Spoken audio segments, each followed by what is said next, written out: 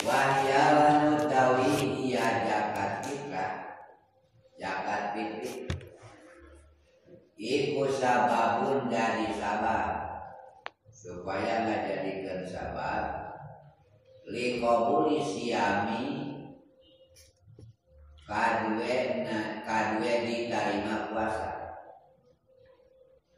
Kadue diterima puasa diobarin karena hadis.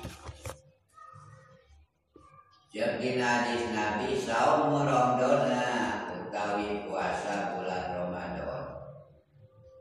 Iku mualafun tekang digantungaken. Kang digantungaken dikaitkeun baina samai antara langit wal ardilan. Jadi antara langit jeung bumi ka bumi kenapa kalau kita naik kita pada puasa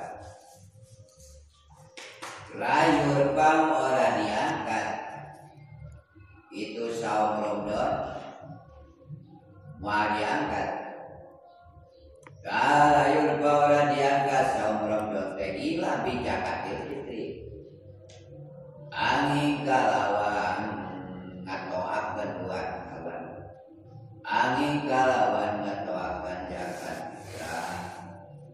Jadi lamun saum Ramadan teu dijakatan eta jadi baina samoal masih kan budak kebusi jan dugikan angkat wae. Jadi talina teh zakat fitrah.